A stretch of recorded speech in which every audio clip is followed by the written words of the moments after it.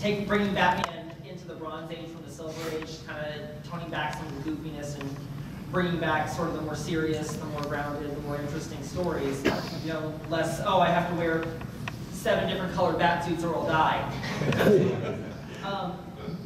Was that intentional? What was the drive, like what was the goal there when you came in to kind of reinvigorate Batman? What was the intention of making Batman, taking Batman from the Silver Age into the Bronze Age and making him better?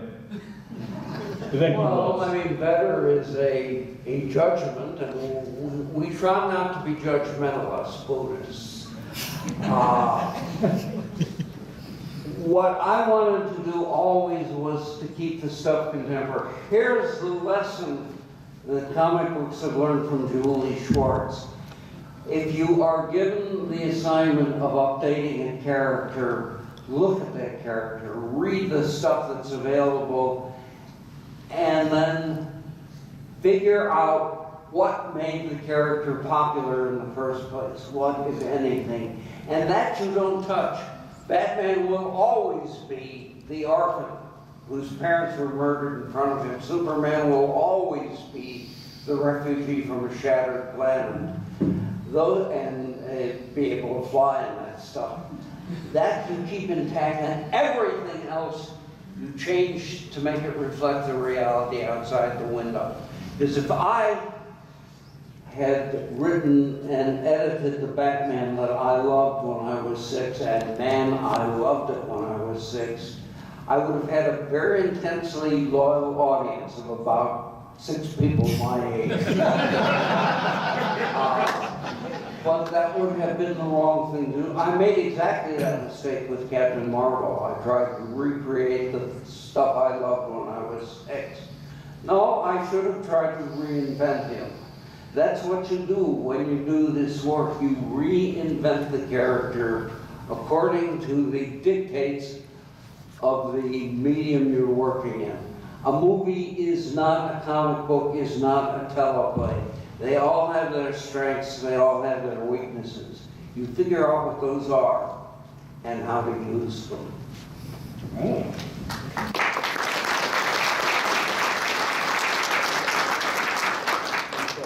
Go ahead, yeah. What's, for both of you, favorite character that you created or co-created? Denny, you can go first. Your favorite character that you co-created. Name a character that... Your favorite character that you co-created. Favorite character I co-created. Axie Zeus. Well, there was Harold. My wife loved Harold. I didn't think too much of him. He was in the question for a while.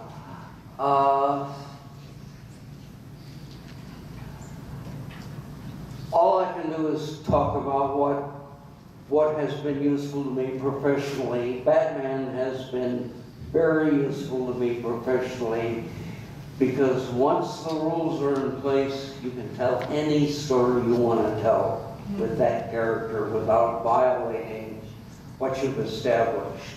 That is an enormous gift to a storyteller, and that was my toy to play with for 17 years. So I didn't co-create Batman. Arguably, I co-created the current version of him, and thank you, Bill Finger, and thank you, everybody. Yeah.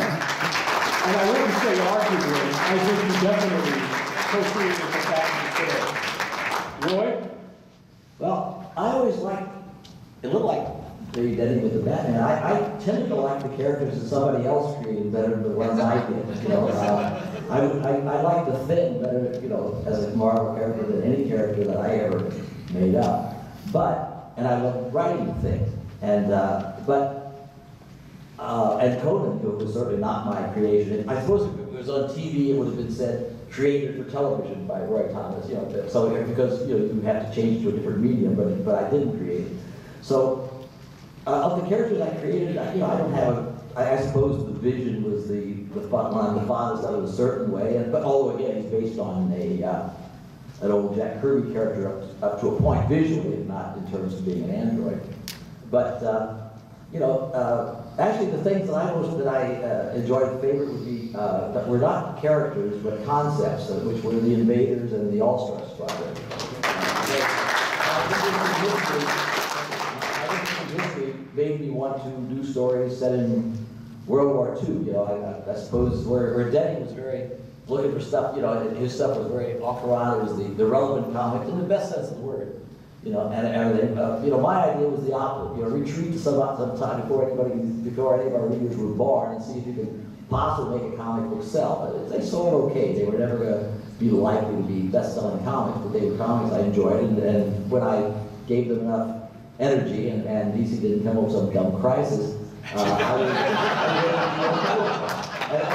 I enjoyed that. And by the time I did that with Invaders, and even more so with All-Star Squadron, I love comic books. I've always loved it as a medium. But I was just, you know, I was kind of tired of it in a certain sense, and I just didn't care about them as a commercial medium anymore. I was only interested in doing what I wanted to do, which is not a smart way to do commercial writing. But I wanted to find a way to do what I wanted to do, and Invaders was part of it, and All-Star Squadron even more so, and so forth. So I suppose those are the things that I enjoyed more. But if it was a character, it would have been, I suppose, the Vision.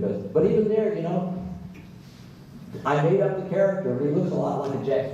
Looks mostly like a Jack Kirby character with a few changes. Like I told him to put a dime on his chest, because every character should have a chest symbol. Although I forgot to have one put on Ghost Rider. I should have crossed bones. But at the same time, you know, it was Stan Lee who told me, you know, who called me one day, and I was always complaining, wanting to bring back Captain America, Iron Man, and Thor, all of them made me toss out of the Avengers. And I said, I can't have any fun writing this book. I don't feel like I can do a good job with just Goliath and Hawkeye and a bunch of, you know, losers. I took out Thor and Iron Man. I said, yeah, you took out Thor and Iron Man, but you had Captain America in it. And Captain America, while brought back from the past and not having his own series all the time, was a star from the beginning. The minute he entered Avengers, he was the star, he was the leader. I said, you never did Avengers without one of those three characters, if not two or three of them. And so, but, you know, I kept sneaking him back in, and he'd making him take it out after me. And finally, one day he called me in, why, I do not know, and he said, maybe it's time for a new Avenger. But this time he put in Hercules, thinking maybe that would mollify me because that was like Thor, but he wasn't Thor. And I, you know, made up the Black Knight and a couple of characters, none of them were as good. And one day he called me in and he said, I want there to be a new Avenger. Can you come with a new Avenger? Well, I said, well, so I immediately was going to bring in the Vision. I said, I'm just gonna, he was this guy from another dimension who came in through smoke or something, and he got trapped. And I was just gonna have him get trapped in our dimension, and he was a weird alien, and we'd play around with that. And Denny said, and Stan said, nah, he wasn't that much of a character, nobody would like him, you know. So, you know, we're not always right, not even Stan. But he said, no, I'll tell you, he says, I want you to have a new Avenger, and he's an android. And he didn't say why. He never said to explore the human condition or, you know, anything like that. He just said, make him an android. He said, that's it? That's the whole thing? He said, yeah, whatever you do, as long as he's an android. So I made him an android, called him the Vision. And we both got what we want, except that, you know, I wanted to color him differently.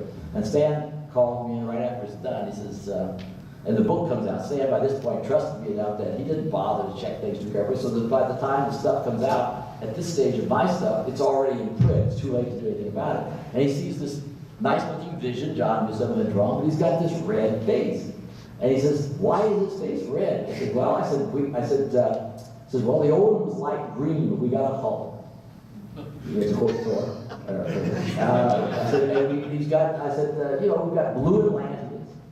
I said, you know, if we make him white, the paper we go on is so crappy that you could read the other side. You know, the story the other side. You can't have just be white, which would be a logical character thing. So I just decided to make him red, just because it was kind of a weird bright color. He said, well, nobody's gonna like a guy who's, you know, red-faced alien. So, you know, I said, well, Martin Goodman told you nobody was gonna like a guy called Spider-Man, you know. So while the visionary became Spider-Man, he did become, for quite a number of years, the most popular, certainly the most popular Avenger in those days who didn't get his own book. So, you know, so I'm kind of pleased about that. You know, and I'm glad to hear that if they did kind of kill him off in the movies, at least they're going to bring him back as part of a TV show set for some inexplicable reason in the 50s. But, you know, I'll take what I can get.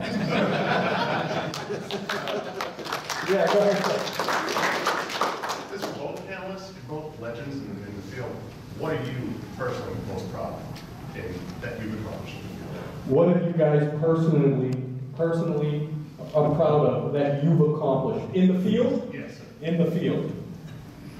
In the field, so hitting a home run doesn't count. It's good because I never hit one of those.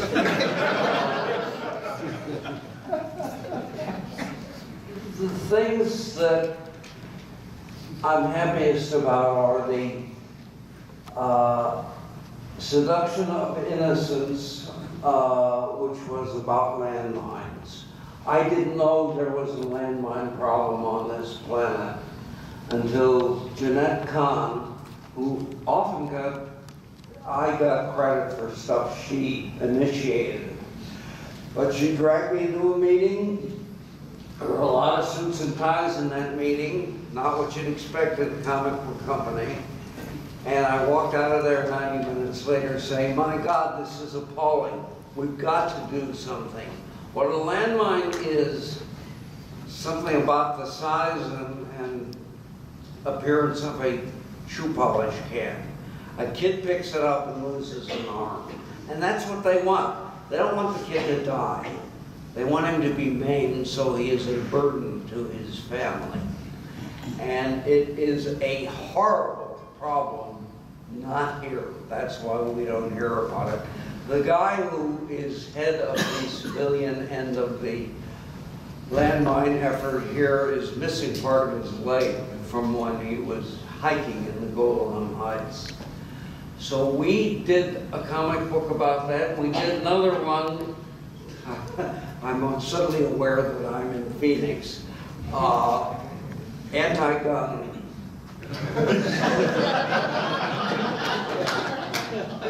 I saw that coming. Our friend whose son was running down to the corner to use the payphone because his phone wasn't working and he was shot dead on the street, on Jane Street in Greenwich Village. And that crime is now something like 40 years old and they will never solve it.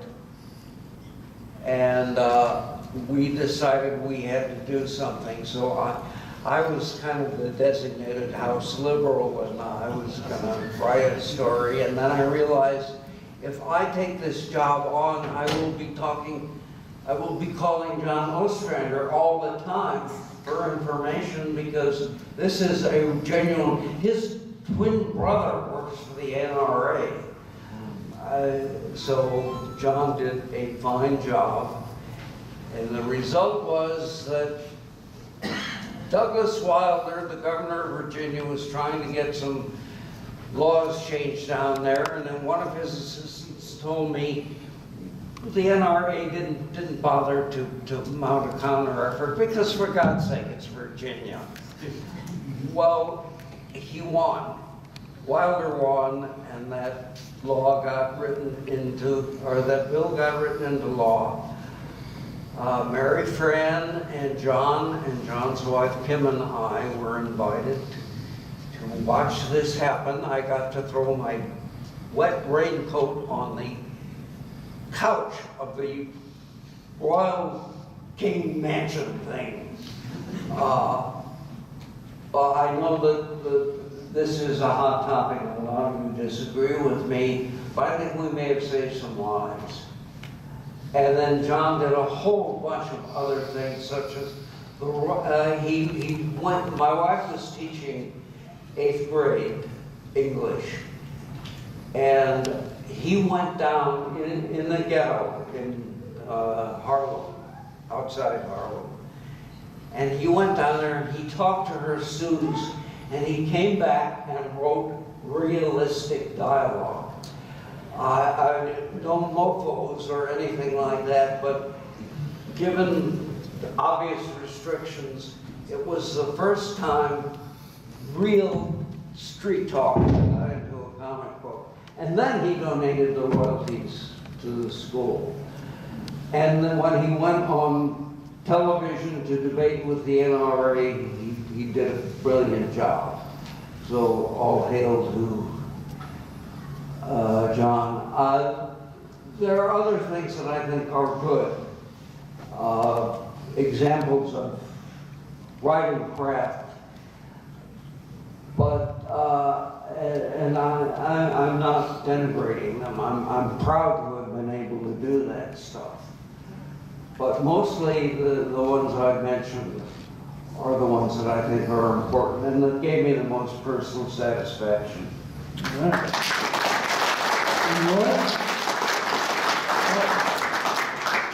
I can't and won't attempt to follow that with anything noble because I never, I did a couple of old message stories, but that was just never my particular forte.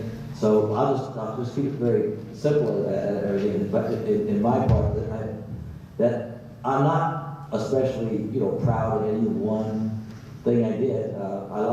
Fortunately, I'm not too often ashamed of any one thing I did in comics either. Maybe I just don't have a sense of perspective. I don't know. But if there was one thing, and everything, it's not so much proud as I am happy or grateful, really, to have been able to, by the sheer dint of the luck of having gotten into the comics field when I have, and having an ogre of a boss that forced me to accept the first next job offer I got, that I was able to be at least a witness starting in 1965, and a body that's part of the Marvel Comics thing, in which already Stanley, in conjunction with Jack Kirby and Steve Ditko and a couple of other artists, had begun to change, comics. I think in most ways for the better, not at all. There are a lot of good things that on the other side too. And I'm just, not so much proud as I said, as I am happy and grateful to have been, to have been a part of it. And that more than any one, creation or any one comic book or accomplishment. If there was anything, the second choice would be having brought Conan the Barbarian to comics, because I think Robert E. Howard was an extremely good writer of not just purple prose, but a poetic purple prose at his best. And it was nice to be able to bring that to a different audience, to a new audience that would maybe, it wasn't exactly literary, but it was, I felt it was kind of a step up for comics in a certain way. And then, of course, when that happens, then people begin to look for other things. They begin to bring other influence for other things. So Conan may have influenced things that, you would not normally think of as being related to sword and sorcery or to comic books. But that's about it. Nothing very noble, but, Well, we all do what we can. Unfortunately, we're at the end here, but I'd just like to say, in behalf of all of us, and I can speak for all of us saying this, that you guys gave us some of the greatest stories and our greatest memories and our greatest childhood. So let's all give a round of applause for Denny and your time. And Dan Paul.